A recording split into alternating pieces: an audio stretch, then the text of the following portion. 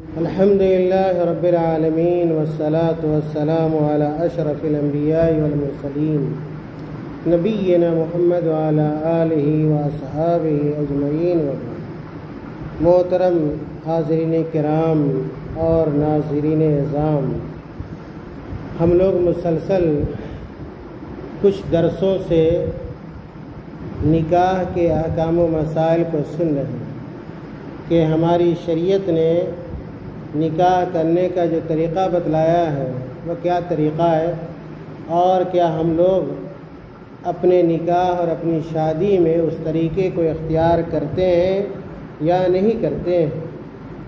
گزشتہ درس میں ان خواتین کے بارے میں، ان عورتوں کے بارے میں بتلایا گیا تھا جن عورتوں سے عارضی طور پر، وقتی طور پر اور کسی سبب کی وجہ سے شریعت نے نکاح کرنے سے منع کیا، نکاح کرنے کو حرام قرار دیا ہے۔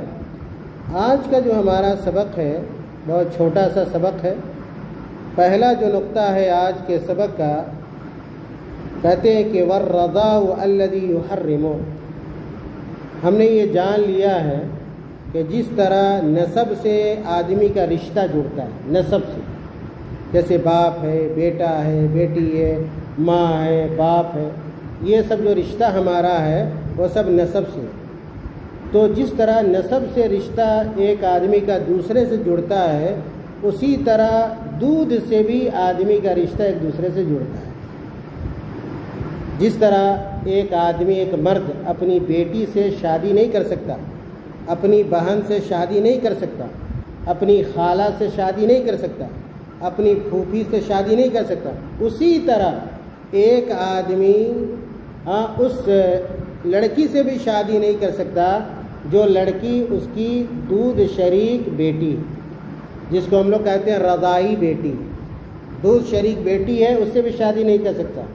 دودھ شریک اگر بہن ہے تو اس سے بھی شادی نہیں کر سکتا۔ دودھ شریک اگر ماں ہے تو اس سے شادی نہیں کر سکتا۔ دودھ شریک خالہ ہے، شادی نہیں کر سکتا۔ دودھ شریک پھوپھی ہے، اس سے شادی نہیں کر سکتا۔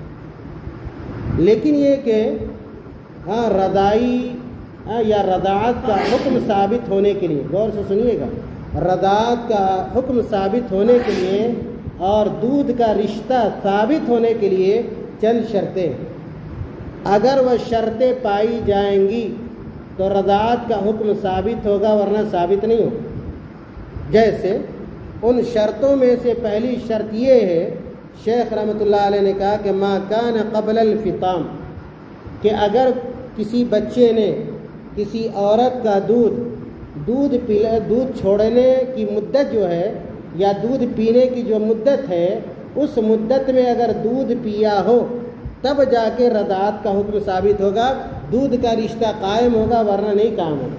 مثال، کوئی اگر بچہ ہے اور اس کی عمر کیا ہے، 2 سال ہے یا 2 سال سے کم، 2 سال یا 2 سال سے کم، دودھ پینے کی مدت کتنی ہے، 2 سال۔ کوئی بچہ اپنی ماں کا دودھ کتنے سال تک پی سکتا ہے، 2 سال تک پی سکتا ہے۔ اگر 2 سال کے عرصے میں یا 2 سال کی عمر میں اگر کوئی بچہ کسی عورت کا دودھ پیتا ہے یا کوئی عورت کسی بچے کو دودھ پلاتی ہے، تب جا کے دودھ کا رشتہ قائم ہوگا، ورنہ نہیں قائم ہوگا۔ صحیح قول یہی ہے۔ اگر کوئی کسی بچے نے 4 سال کی عمر میں کسی عورت کا دودھ پیا یا کسی عورت نے دودھ پلا دیا 5 سال کی عمر میں، 6 سال کی عمر میں، دودھ کا رشتہ قائم ہوگا؟ نہیں ہوگا۔ پہلی شرط یہ ہے کہ دودھ چھوڑنے کی جو مدت ہے، اسی مدت میں اگر بچے نے کسی عورت کا دودھ پیا ہے تب جا کے دودھ کا رشتہ قائم ہوگا، اور وہ عورت اس کی ماں قرار پائے گی، اور اس عورت کی بیٹی اس کی بہن قرار پائے گی، اس عورت کا بیٹا اس کا بھائی قرار پائے گا، اس عورت کا شوہر جو ہے اس کا باپ قرار پائے گا۔ اور یہاں پہ یہ نقطہ بھی میں آپ کو بیان کر دوں، دودھ پینے کی وجہ سے جس طرح رشتہ عورت سے قائم ہوگا، اس کے بال بچوں سے قائم ہوگا، اسی طرح شوہر سے بھی قائم ہوگا۔ جس طرح دودھ پلانے والی عورت ماں ہو جائے گی، رضائی ماں، دودھ شریک ماں، اسی طرح اس عورت کا جو شوہر ہوگا وہ بھی کیا ہو جائے گا، وہ بھی اس کا دودھ شریک باپ ہو جائے گا۔ یہ پہلی شرط ہے جو یاد رکھیے گا۔ دوسری جو شرط ہے وَهُوَ 5 رضعات فَأَكْثَرَ، کہ اگر کوئی بچہ کسی عورت کا دودھ پیتا ہے کتنی مرتبہ؟ 5 مرتبہ۔ اگر 1 گھونٹ پی لیا، 2 گھونٹ پی لیا، 3 گھونٹ پی لیا، دودھ کا رشتہ قائم ہوگا؟ نہیں ہوگا۔ اس سلسلے میں اہل علم کے بہت سارے اقوال ہیں، لیکن صحیح بات یہی ہے کہ اگر کوئی بچہ اپنی طبیعت سے کسی عورت کے پستان میں منہ لگاتا ہے اور 1 گھونٹ اگر پی لیتا ہے تو وہ 1 رضع ہے۔ 2 مرتبہ پیا، وہ منہ لگایا اور چھوڑ دیا، وہ 2 رضع ہو گیا۔ 3 مرتبہ، اور اسی طرح کتنی مرتبہ؟ 5 مرتبہ۔ کوئی بچہ اگر 5 مرتبہ کسی عورت کا دودھ پیے گا تب جا کر دودھ کا رشتہ قائم ہوگا، ثابت ہوگا، ورنہ نہیں ہوگا۔ ان باتوں کو لوگ نہیں سمجھتے، نہیں جانتے ہیں اور علم نہیں ہے۔ یہ دوسری شرط ہے کہ اگر کوئی بچہ کسی عورت کا دودھ 5 مرتبہ پیے گا، 5 رضعات اس کو حدیث میں کہا گیا ہے، تب جا کے دودھ کا رشتہ قائم ہوگا، ورنہ دودھ کا رشتہ قائم نہیں ہوگا۔ تیسری جو شرط ہے، کہتے ہیں اس کے بعد شیخ رحمۃ اللہ علیہ کہ فَيَسِيرُ بِهِ الطِّفْلُ وَأَوْلَادُهُ أَوْلَادٌ لِلْمُرْضِعَةِ، کہ اگر کوئی بچہ 5 مرتبہ دودھ پی لیتا ہے تو یہ بچہ اور اس بچے کی اولاد، جس نے دودھ پیا وہ بھی، اور اس کی اولاد دودھ پلانے والے کے لیے کیا ہوگی؟ اس کی اولاد ہوگی، اپنی اولاد کی طرح، جس طرح اس دودھ پلانے والے کی اپنی اولاد ہے، اپنا بیٹا ہے، اپنی بیٹی ہے، اسی طرح جس کو دودھ پلایا ہے وہ اور اس کی اولاد بھی دودھ پلانے والے کی اولاد قرار پائے گی۔ کہتے وَصَاحِبِ اللَّبَنِ، اور اسی طرح جو شوہر ہے، جس عورت نے دودھ پلایا اس کا جو شوہر ہے، اس کے جو رشتہ دار ہیں وہ رشتہ دار بھی دودھ پینے والے بچے کے رشتہ دار قرار پائیں گے۔ کہتے وَيَنْتَشِرُ التَّحْرِيمُ مِنْ جِهَةِ الْمُرْضِيَةِ وَصَاحِبِ اللَّبَنِ كَانْتِشَارِ النَّسَبِ، میں نے شروع میں کہا کہ دودھ کا رشتہ ویسے ہی ہوتا ہے جیسے نسب کا رشتہ ہوتا ہے، اور دودھ پینے کے بعد دونوں طرف سے رشتہ قائم ہوتا ہے، دودھ پلانے والی عورت کی طرف سے بھی اور دودھ جس عورت نے پلایا اس کے شوہر کی طرف سے بھی، صرف عورت کی طرف سے نہیں۔ اس کے بعد میرے بھائیوں، آج کے درس کا دوسرا جو نقطہ ہے وہ یہ کہ نکاح میں اگر کسی طرح کی شرط لگائی جاتی، نکاح جب ہو رہا ہے، اگر لڑکی کی طرف سے کوئی اگر شرط رکھی جائے اور وہ شرط اگر اسلام کی تعلیمات کے خلاف نہ ہو تو اس شرط کا اعتبار کیا جائے گا۔ اس شرط کا شوہر کے لیے ضروری ہے کہ خیال رکھے، اس شرط کو پامال نہ کرے، شرط کو نہ توڑے۔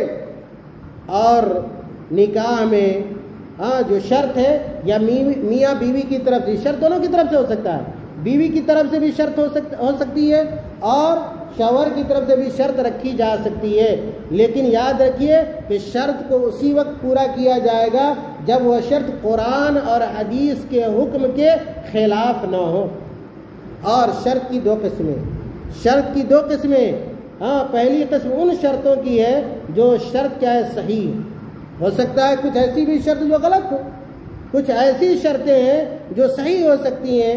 مثال کے طور پہ اگر کوئی کسی لڑکی کی شادی کسی لڑکے سے ہو رہی ہے اور وہ لڑکی یہ شرط رکھ رہی ہے، نکاح کے وقت یہ شرط رکھ رہی ہے کہ اس لڑکی کے ہوتے ہوئے وہ لڑکا کوئی اور شادی نہیں کرے گا، یا ہے کہ کسی لونڈی کو اپنے پاس نہیں رکھے گا۔ پرانے زمانے میں باندھی اور لونڈی ہوا کرتی تھی، جس کا میں ہمیشہ اشارہ کرتا رہتا ہوں۔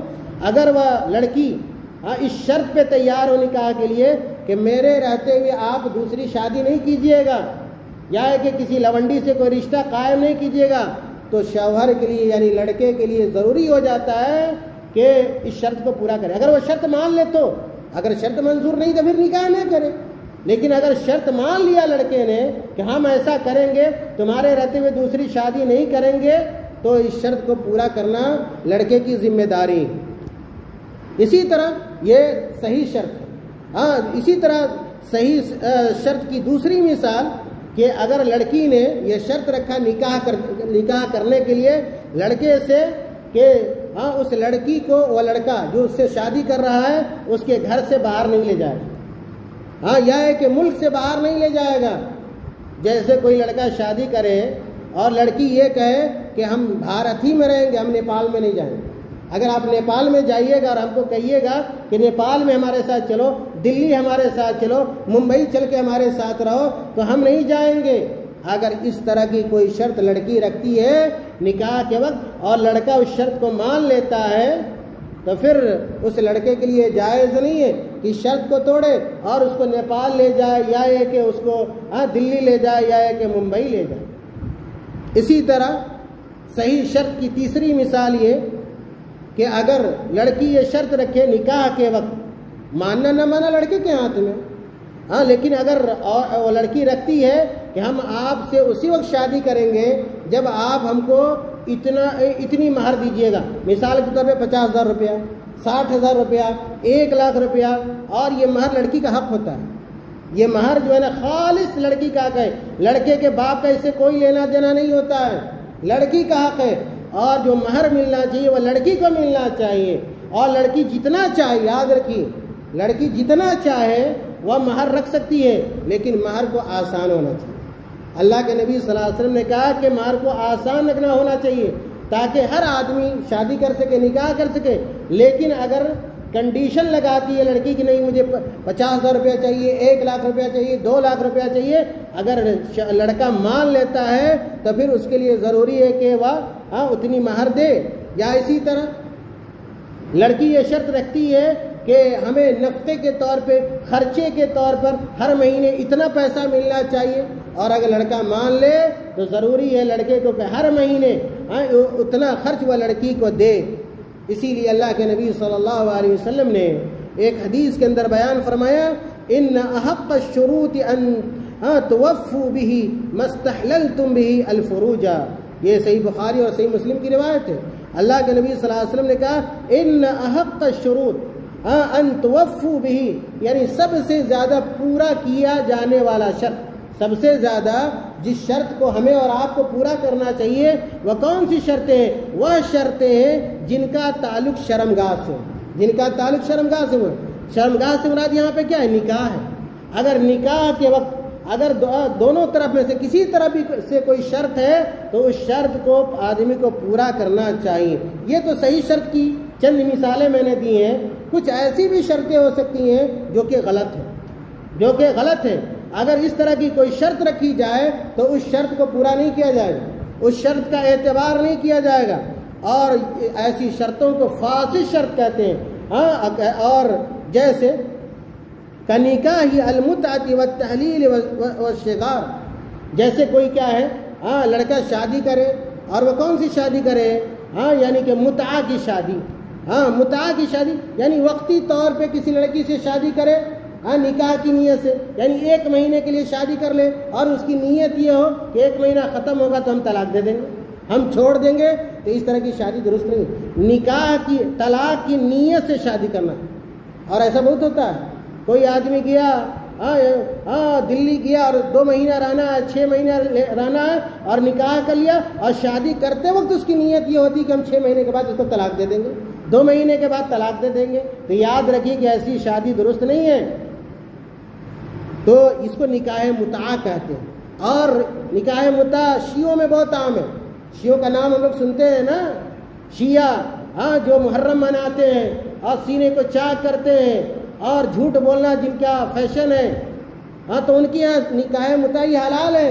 یہ نکاح متعہ ایک طرح کی زناکاری ہے، یہ بدکاری ہے، اسلام نے اس کو حرام قرار دیا ہے، حدیث میں اس کو حرام ٹھہرایا گیا ہے، لیکن کیا شیعہ حضرات اس کو شوق سے کرتے ہیں، تو یہ نکاح متعہ یہ حرام ہے۔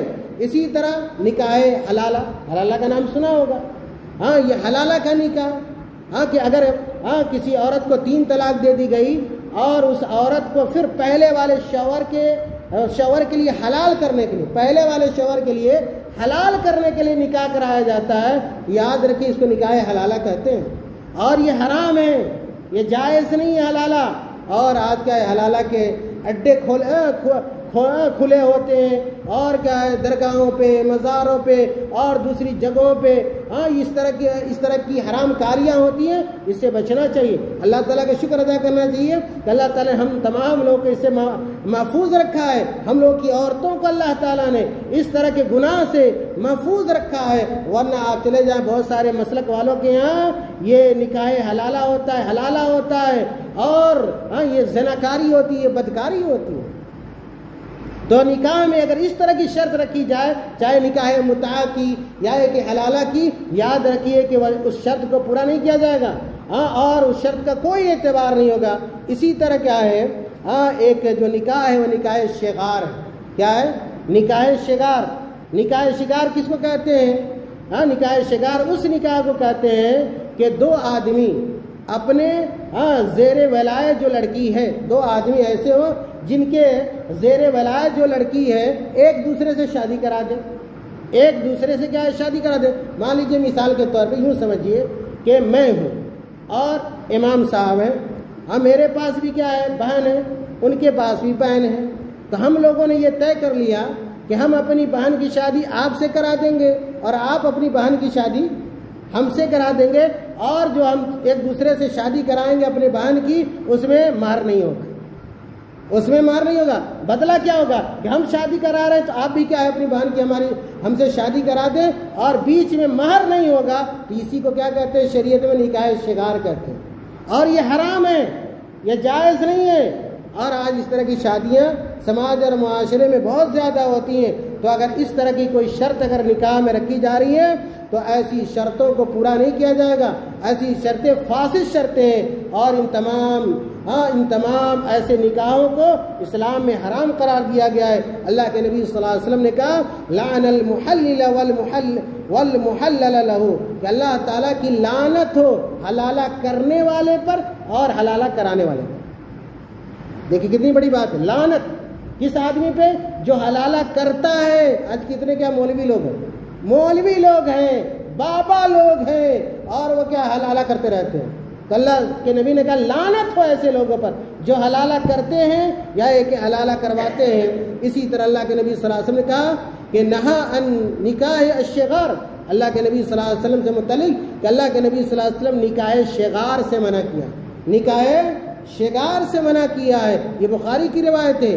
اور نکاح شغار کا مفہوم بھی یہاں پہ ذکر کیا گیا ہے، اور پھر یہ نکاح متعہ ایک وقت کے لیے اللہ کے نبی صلی اللہ علیہ وسلم کے زمانے میں حلال تھا، اور اس کے بعد قیامت تک کے لیے اس کو حرام قرار دے دیا گیا ہے۔ میرے بھائیوں، یہ نکاح سے متعلق پائی جانے والی چند شرطیں تھیں، اس میں سے کچھ شرطیں کیا صحیح ہیں جن پر ہم عمل کر سکتے ہیں، اور جو باطل شرطیں، فاسد شرطیں، جو قرآن اور حدیث کے خلاف شرط، اگر نکاح کے وقت کیا ہے ایسی شرط، مثال کے طور پہ غلط شرطوں میں سے اگر کوئی آج کیا ہے نکاح کرنے کے لیے آئے آپ کے دروازے پہ اور یہ کہے کہ ہم اسی وقت نکاح کریں گے، شادی کریں گے جب کیا ہے ہم ڈھول لائیں گے، ہم باجا لے کر آئیں گے، تب جا کے کیا ہے ہم آپ کی بیٹی سے نکاح کریں گے، ورنہ نکاح نہیں کریں گے، یہ غلط ہے، یہ کھلا غلط ہے، سراسر غلط ہے۔